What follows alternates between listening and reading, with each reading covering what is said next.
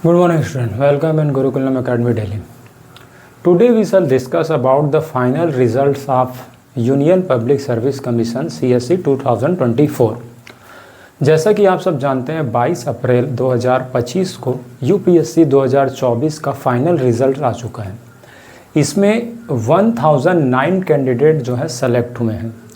If you are preparing for the UPSC CSE, अगर आप UPSC के लिए तैयारी कर रहे हैं तो आपको इस रिज़ल्ट से कुछ ना कुछ एनालिसिस करना ज़रूरी है, और वो भी राइट डायरेक्शन में होना चाहिए। अदरवाइज़ आपने देखा होगा कि जैसे ही यूनियन पब्लिक सर्विस कमीशन के रिज़ल्ट्स जो है डिक्लेयर होते हैं, उसके बाद सबसे मिस गाइडेंस करने का काम जो है हमारे कोचिंग इंस्टीट्यूट करते हैं।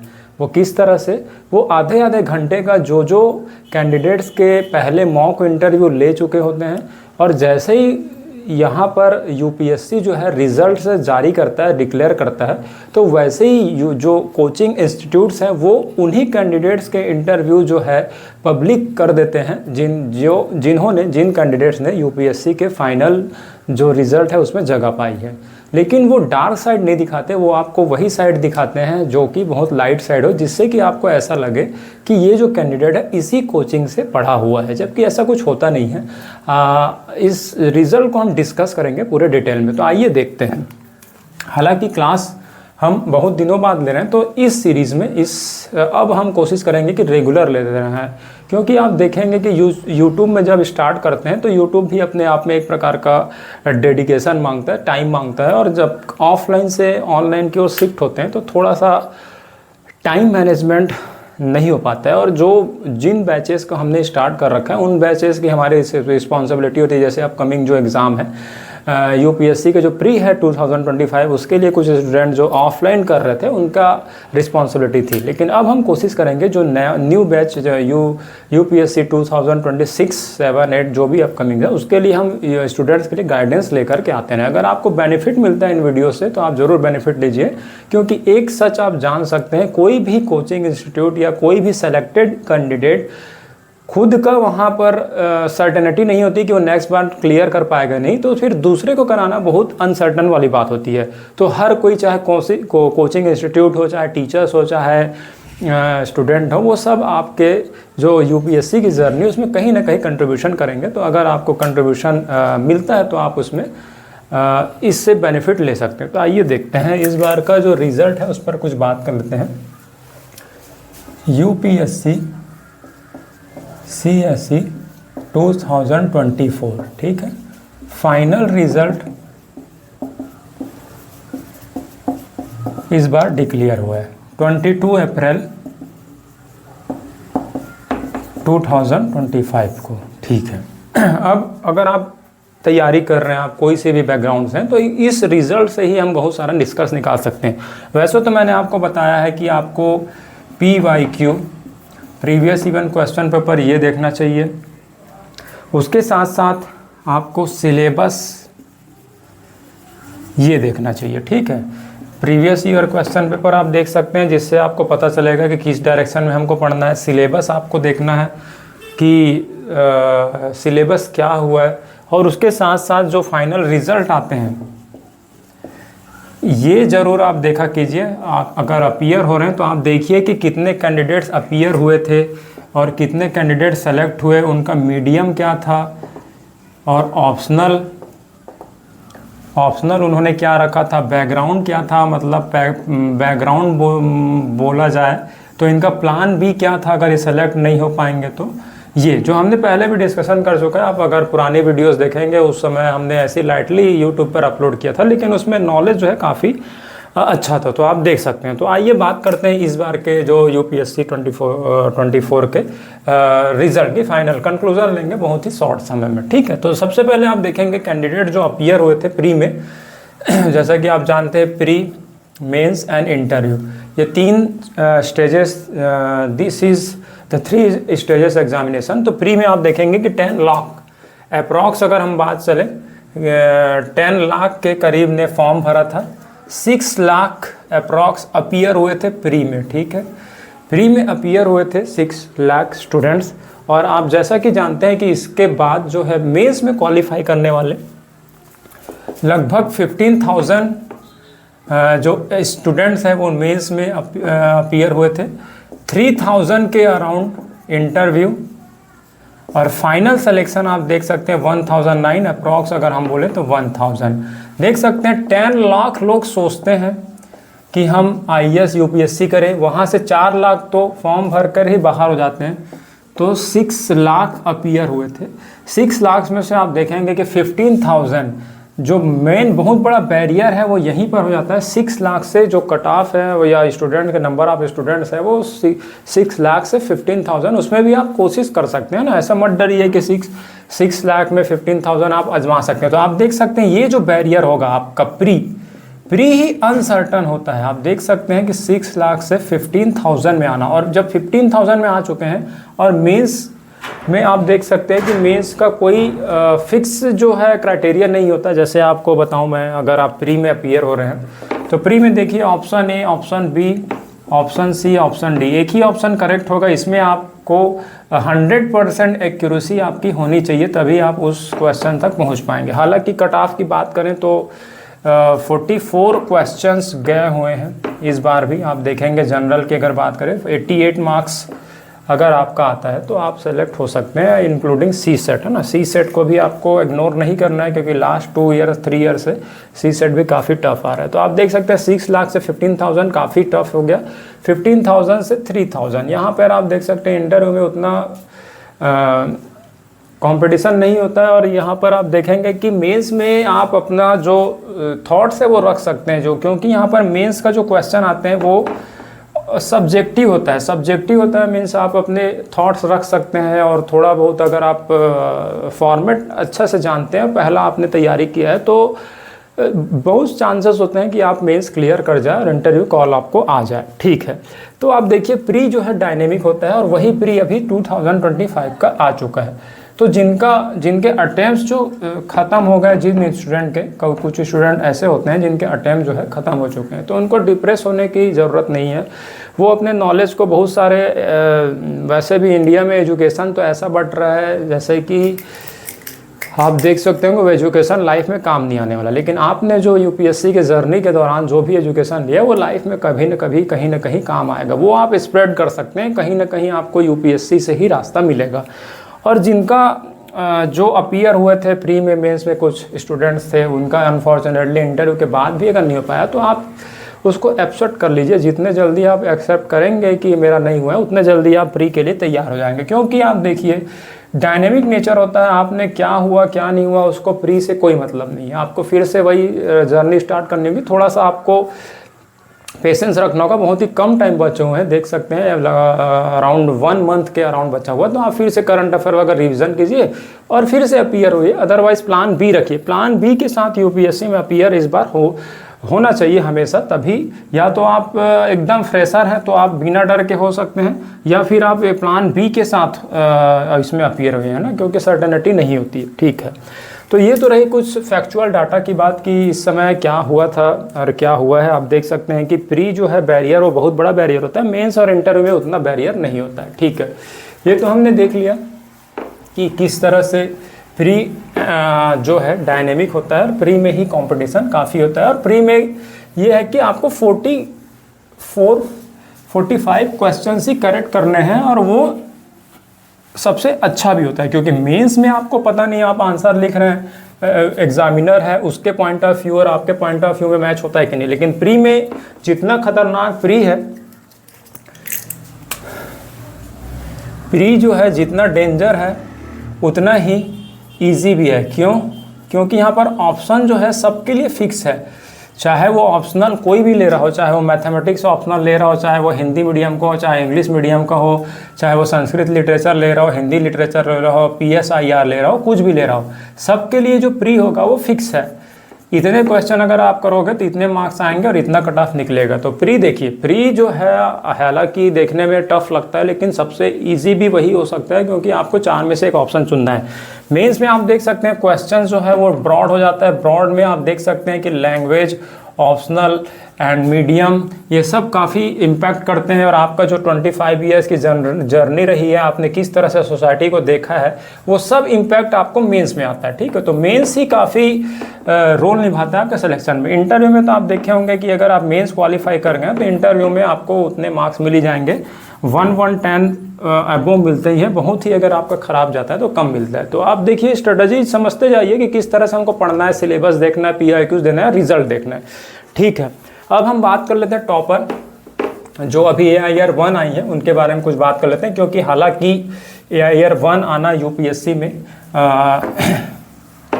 कोई आम बात नहीं है, काफ़ी अच्छी बात है। तो इससे भी हमको सीख लेना चाहिए ना, ऐसा नहीं कि वो कौन से मीडियम से सीख आती है, उनसे बहुत सारा चीज़ हमको सीखना चाहिए।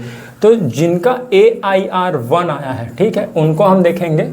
और एक जो सर है धर्मेंद्र सर हैं, उन्होंने 2016 से लेकर के 2024 तक 9th अटेम्प्ट दिए हैं, 9 बार अटेम्प्ट दिए हैं और उनका सिलेक्शन नहीं हो पाया। इन पर भी बात करेंगे। 2 एग्जाम्पल मैंने लिया है इन एग्जाम्पल के लिए। वैसे तो आप देखेंगे 1009 स्टूडेंट्स में हर की अपनी अपनी एक अलग अलग स्ट्रेटजी है और अलग अलग अपना रास्ता सभी ने तय किया और फिर UPSC में आए हुए हैं। उसके साथ साथ आप देखेंगे जो 10 लाख थे, उन्होंने भी कुछ सोच समझ के फॉर्म भरा था। तो हर की अपनी अपनी स्ट्रेटजी होती है, लेकिन 2 मॉडल हमने चुना है जिससे हम कुछ सीख सकते हैं। सबसे पहले AIR 1 जिनका आया हुआ है उनके बारे में बात करते हैं। ठीक है, और उसके बाद एक धर्मेंद्र सर है, 2016 से 2024 तक 9th अटेम्प्ट दिया है, OBC कैटेगरी के थे, वो खुद पढ़ाते भी है। धर्मेंद्र सर का अगर आप देखेंगे तो इन 2 से हम बहुत कुछ सीख सकते हैं। ठीक है, पहली बार देखिए कि AIR 1 जिनका आया है उनका प्रीलिम्स प्री 1 क्लियर नहीं हुआ था, प्री 2 भी क्लियर नहीं हुआ था, प्री 3 भी क्लियर नहीं हुआ था। ठीक है, और प्री 4 जब हुआ तो उनको सिलेक्शन मिला, लेकिन वो रैंक नहीं आ पाया था। और जो प्री 5 ये भी क्लियर हुआ। और अब यहाँ पर देख सकते हैं AIR 1। तो यहाँ पर देखने वाली बात यह है, सीखने वाली बात यह है कि AIR 1 का नॉलेज उनके पास था, लेकिन देखिए पहले में उनका प्री ही नहीं हुआ, दूसरे में भी प्री नहीं हुआ, तीसरे में भी प्री नहीं हुआ। 3 साल तक लगातार प्री नहीं होना और उसके साथ साथ दूसरा एग्ज़ाम नहीं दे पाना। क्योंकि आप जानते हैं UPSC का सिलेबस कुछ इस तरह से है कि आप दूसरे एग्ज़ाम में अपीयर हो ही नहीं पाएंगे। ठीक है, कुछ PCS से भी आए हुए हैं, UP PCS से कुछ कोई दो सिस्टर्स हैं वो भी आई हुई हैं। उनके बारे में भी बात करेंगे कि क्या उन्होंने किया है, क्या स्ट्रेटजी की है। क्योंकि वो जो कैंडिडेट्स हैं सेलेक्ट होते हैं वो हालांकि रोल मॉडल तो होते हैं, लेकिन उनको अपने जो जर्नी रही उसको क्लियर बताना चाहिए। ठीक है, तो आप देख सकते हैं प्री इनका फर्स्ट में नहीं हुआ था, सेकंड नहीं हुआ था, थर्ड नहीं हुआ था। तो आप देख सकते हैं कि किस तरह से इन्होंने हार नहीं मानी। चौथे में उनका प्री क्लियर हुआ तो मेंस भी क्लियर हो गया। मतलब कुछ ऐसे स्टूडेंट होते हैं जिनमें ये एबिलिटी होती है, मेंस का नॉलेज तो काफ़ी होता है, लेकिन उनके प्री ही क्लियर नहीं हो पाता। क्योंकि प्री में हमने बताया कि उसमें एग्जैक्ट ही चुनना होता है वही आंसर जो UPSC का है। तो इसमें कई कैंडिडेट फंस सकते हैं। तो आपके साथ भी ये हो सकता है। आप देखिए कि फर्स्ट अटैम्प्ट अगर नहीं होता, सेकंड अटैम्प्ट नहीं होता, थर्ड अटैम्प्ट नहीं होता, तो भी आप हार मत मानिए। कभी ना कभी अगर आप में खुद में कॉन्फिडेंस है तो आप लगे रहिए। कभी कभी प्री निकलता है, तो जैसे ही प्री निकलेगा आपका सिलेक्शन हो सकता है। और उन्हें AIR 1 लेके आया, ऐसा नहीं कि कोई भी सिलेक्शन हो गया, 900 रैंक आ गया या 1000 रैंक आ गया। देखिए प्री नहीं होने के बावजूद AIR 1 आना, तो यही डायनेमिकसिटी को दिखाता है UPSC के कि अगर कोई फेलियर है, अगर मैंने पहले भी ये बात डिस्कशन किया कि 10 लाख में से अगर 1000 लोग सेलेक्ट हुए हैं, ठीक है, 1000 मानते हैं, और बाकी जो 9,99,000 अगर सेलेक्ट हुए हैं, अगर इन लोगों ने अच्छे से पढ़ा हुआ है, तो क्या पता ये जो प्री 4 है, प्री 5 है और प्री 6 जनरल की अगर बात करें, 6 अटेम्प्ट में अगर प्री नहीं होता है तो ऐसा नहीं कि उसके पास वो मेंस वाला नॉलेज नहीं है या फिर वो UPSC वाला नॉलेज नहीं है। ठीक है, तो आप अगर कोई UPSC में अपीयर ही हो रहा है तो आप उसे कम मत समझिए, चाहे वो सीरियसली हो कैंडिडेट या ना हो, कुछ ना कुछ नॉलेज उनके पास होता ही होता है ना। तो कभी भी आप डायनेमिक जो UPSC उसके फेलियर या फिर पास होने से कैंडिडेट को जज मत कीजिएगा। ठीक है, तो ये तो रही AIR 1 जिनका है। हालांकि कॉन्ग्रेचुलेशंस है, क्योंकि इन्होंने काफ़ी डेडिकेशन और 5 साल तक लगातार इस पर डेडिकेट रहना मायने रखता है। काफ़ी इंस्पिरेशन हमको इनसे लेना चाहिए। ठीक है, बाकी इनके मॉक इंटरव्यू कई सारे कोचिंग्स ने जारी कर दिया, उससे हमको कोई फ़ायदा नहीं होगा। क्यों? क्योंकि आप देखिए जो अटेम्प्ट है इसी से आपको क्लियर हो सकता है। क्योंकि जो इनकी जर्नी है, रिजल्ट आने के पहले 22 अप्रैल कि पहले आप इनको कोई नहीं जानता था, ना कोचिंग वाले बता रहे थे इनकी मेहनत को और ना ही कोई मीडिया बता रही थी, है ना। जैसे ही इनका AI-1 आया, कोचिंग्स ने इनका इंटरव्यू डाला और मीडिया भी इनके घर पहुंचे। तो ये दोनों पे आप रिलाय मत कीजिए। इनके जो 5 वर्ग की हार्ड वर्क था उस समय ये अपने साथ खुद थी, है ना। तो इस समय ना आपके पास कोई मीडिया होगा, ना फैमिली होंगे, उस समय आपको अपना कॉन्फिडेंस खुद ही बनाना पड़ेगा, ठीक है। प्लान बी के साथ हो रहा है तो ठीक है, नहीं हो रहा है तो भी ठीक है, क्योंकि आप 100% देने के बाद भी श्योर नहीं हो सकते कि आपका हो जाएगा। कोशिश कर सकते हैं प्लान बी के साथ। तो ये AI-1 से शिक्षा हमको मिलता है, एजुकेशन मिलता है। अब देखिए 2016 से 2014 तक मैंने बताया धर्मेंद्र सर ने, उन्होंने 9th अटेम्प्ट दिया है।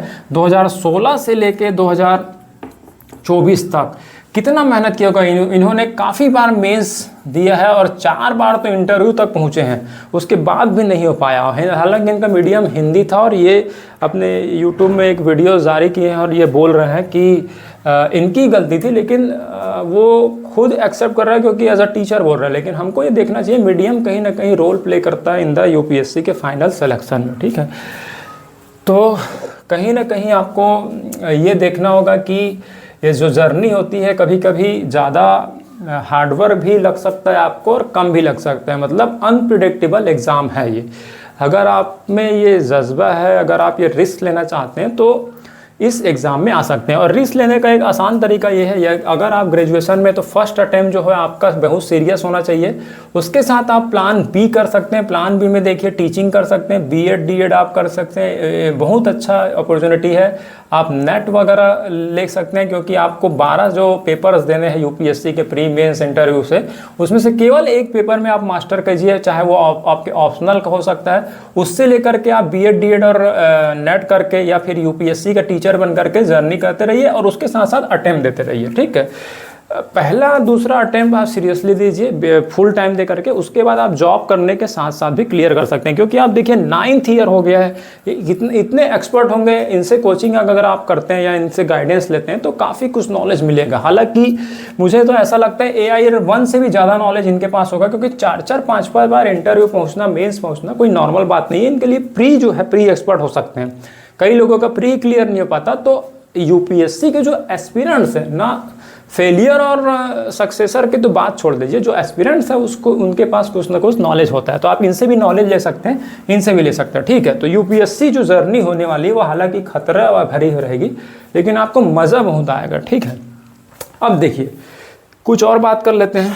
जो PCS से कुछ SDM थे, कुछ ऐसा रिजल्ट आया है कि UPSC में SDM के पोस्ट पर थी एक मैम, एंड इस बार उनकी 18th रैंक आई है, ठीक है। तो आप देख सकते हैं UPPCS, हालांकि इन्होंने उस समय ही UPSC की तैयारी कर ली थी, है ना। UPSC और UPPCS, और UPPCS में आप देखते हैं फैक्चुअल ज़्यादा आता है, प्री में कहीं ज़मीन आसमान का अंतर है। हालांकि इन मैम ने ये बोला है कि हमने कोई अलग से तैयारी नहीं की, लेकिन करना पड़ता है, ऐसा नहीं है।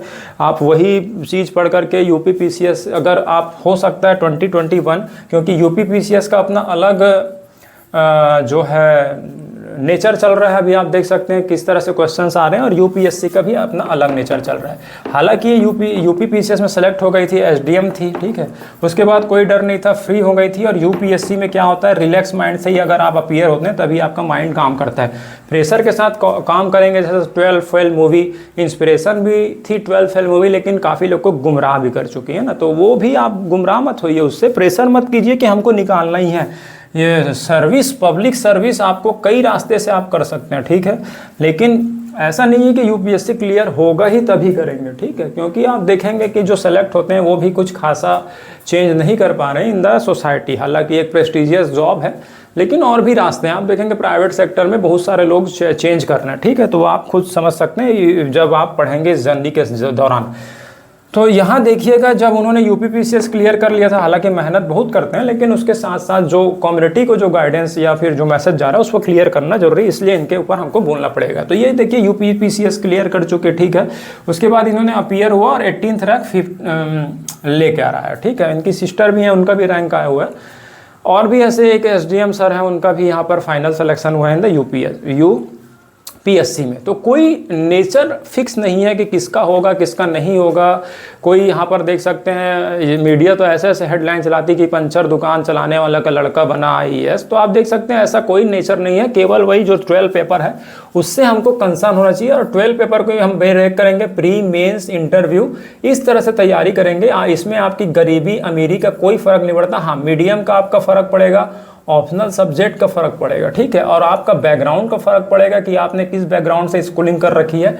उसके साथ साथ आपका प्लान बी फर्क पड़ेगा कि आपने अगर अच्छे से इंजीनियरिंग या एम्स वाले बैकग्राउंड से है तो आपको कोई डर नहीं होगा, तो आप अच्छे से अपीयर हो पाएंगे। अदरवाइज आप केवल इसी पे डेडिकेटेड रहेंगे तो बहुत ही रिस्क वाला काम रहेगा, ठीक है। उसके साथ साथ देख सकते हैं कि सेल्फ कॉन्फिडेंस भी होना चाहिए। कभी कभी आपको खुद ही इस जर्नी में साथ देना होगा, क्योंकि आफ्टर सिलेक्शन आपके पास मीडिया और कोचिंग वाले तो आ ही जाएंगे, लेकिन सिलेक्शन के पहले रिजल्ट 22 अप्रैल के पहले जो 5 अटेम्प्ट लगे हैं उसमें आपको खुद ही साथ होना होगा। 9th अटेम्प्ट जो लगे हैं उसमें आपको खुद ही साथ होना होगा। तो देख सकते हैं रिजल्ट में हमने कुछ बताने की कोशिश की जो आपको बाकी जगह नहीं मिला होगा। बाकी जगह तो यही मिला होगा, AI1 आ गया, AI2 आ गया, हमारे यहाँ से मॉक इंटरव्यू दिए। और ऐसा नहीं है इसमें कोई एक इंस्टीट्यूट शामिल हो, इसमें सारे इंस्टीट्यूट लग जाते हैं और वो केवल मॉक इंटरव्यू के सहारे ये बताना चाहते हैं कि हमारे यहाँ से कैंडिडेट सेलेक्ट हुए। जबकि आप देखिए, अगर आप सेल्फ स्टडी भी यूपीएससी कर रहे हैं तो केवल आधे घंटे के इंटरव्यू से आप उनके जो 5 साल की जर्नी उसको जज नहीं कर सकते। आप देखिए कि खुद उन्होंने अपना साथ दिया।